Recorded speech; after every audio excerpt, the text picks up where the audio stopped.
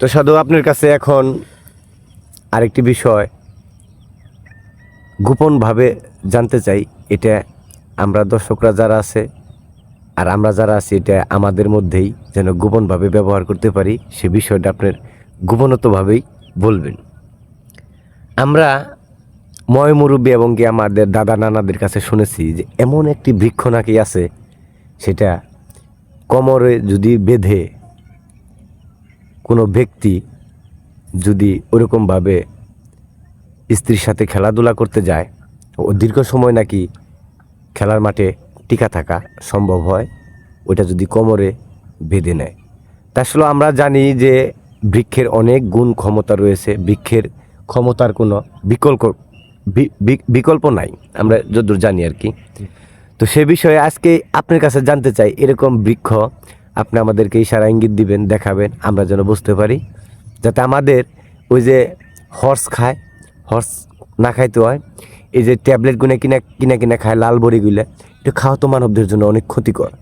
এটা যেন কিনা খাইতে না হয়, মানব দেহ যেন অসময়ে ঝরে পড়ে না যায়, সেই লক্ষ্যে আপনার কাছে কথাটা জানতে চাইছি। ধন্যবাদ। ধন্যবাদ আপনাকে, খুব সুন্দর প্রশ্ন। আমরা একটা ফুটবল খেলোয়াড়, জি, সেই খেলাটা হয় 90 মিনিট, এটা থাকে সাধারণ মাঠে। জি, কিন্তু একজন স্বামী একজন ফুটবল খেলোয়াড় যদি হয়, তার মাঠটা হবে তার স্ত্রী। তো সেই স্ত্রীর মাঠে যদি আপনি 90 মিনিট ফুটবল খেলতে চান, তাহলে আপনার শরীরে এনার্জি থাকা দরকার। অবশ্যই।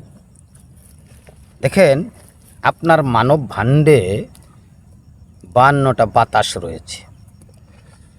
সেই 52টা বাতাসে যখন অ্যাটাক করে, তখন আপনার মগজ থেকে নাভির নিচ পর্যন্ত যে দরজাগুলি রয়েছে, প্রত্যেকটা দরজা খুলে যায়। জি, আর খুলে যাওয়ার ফলে আমাদের যে মাথার মগজটা গলে যায়, গলে মণিরূপে সে নিচের দিকে নিম্নগতি হয়, নিম্নগতি হয়ে এটা জ্বরে যায়। আর জ্বরে যাওয়ার পরে আমরা পুরুষরা কী করি, নিস্তেজ হয়ে যাই। আর তখন আমাদের স্ত্রীর মাঠের যে এই ফুটবল খেলার যে 90 মিনিট যে সময়টা, জি, জি, সেই সময়টা আমরা দেখা যায় 5 মিনিটে শেষ করে দিছি। তাহলে তো আমি হেরে গেলাম। আসলে অবশ্যই। ফুটবল খেলা তো 90 মিনিট খেলতে হবে। তো 90 মিনিটের প্লেয়ার হইতে গেলে আপনাকে আজকে আমার এই ভিডিওর কথাগুলি শুনতে হবে। আপনি বলেছেন যে দাদাদের মুখে শুনেছি, হ্যাঁ অবশ্যই, একটা গাছ নাকি মাজায় বাঁধলে তারা খেলতে পারে লং টাইম খেলা করা যায়। হ্যাঁ, তো সেই গাছটা আমি আপনাদেরকে পরিচয় করিয়ে দেব। তার আগে আমি কিছু কথা বলব। যেমন আপনি যখন ফুটবল খেলবেন, তখন আপনার ওই পরীক্ষা দিতে হয়। কি পরীক্ষা দিতে হয়? শরীরে আপনার কতটুকু এনার্জি আছে, আপনি 90 মিনিট পর্যন্ত খেলতে পারবেন কিনা।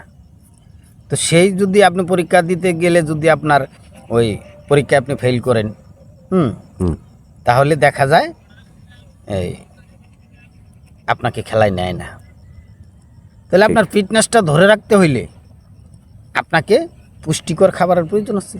অবশ্যই। আচ্ছা, সেই ক্ষেত্রে আমি এমনই একটা পুষ্টি আপনাদেরকে দিচ্ছি, যে পুষ্টিটা আপনি মাজায় বাঁধবেন, খাওয়ারও প্রয়োজন নাই। জি, মাজায় বাঁধবেন, আপনি 90 মিনিটের প্লেয়ার হবেন, টানা 90 মিনিট। আচ্ছা।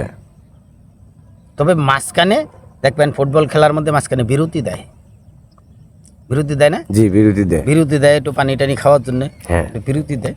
তো আপনি শরীরটাকে ধরে রাখার জন্যে মাঝে মধ্যে একটু বিরতি দিবেন, আচ্ছা আচ্ছা। সেটা কখন দিবেন সেটাও বলে দিচ্ছি। আপনি যখন রেফারি যখন বাঁশি বাজালো, আপনি খেলায় নেমে গেলেন, খেলায় নামছেন, এখন বল নিয়ে দৌড়তেছেন, হ্যাঁ, বল নিয়ে দৌড়তেছেন, তখন ফাউল হয়, অফসাইড হয়, গোল হয়, আউট হ্যাঁ, হয়ে যায়। আউট হয়। তো এইগুলির সময় একটু একটু বিরতি থাকে 2-1 মিনিট।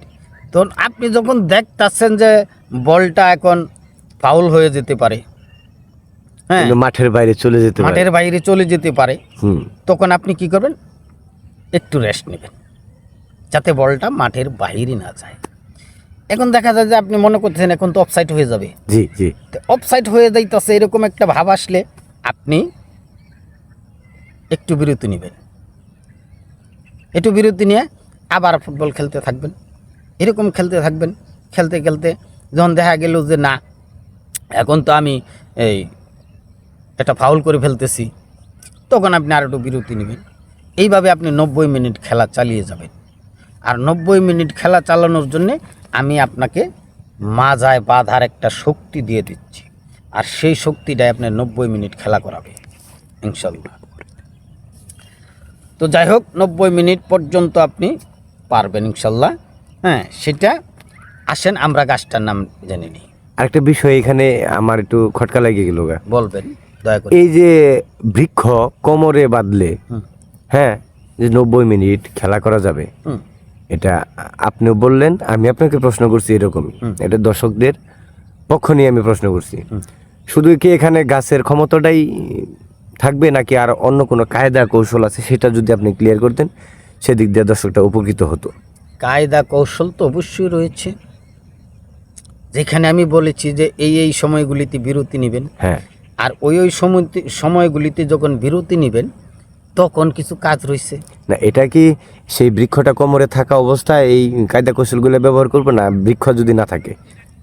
বৃক্ষ যদি শরীরে না থাকে তাহলে কায়দা কৌশল করে আপনাদের তেমন একটা ফল হবে না। আচ্ছা। বৃক্ষটা শরীরে রেখেই আপনি কায়দা কৌশলগুলি করবেন।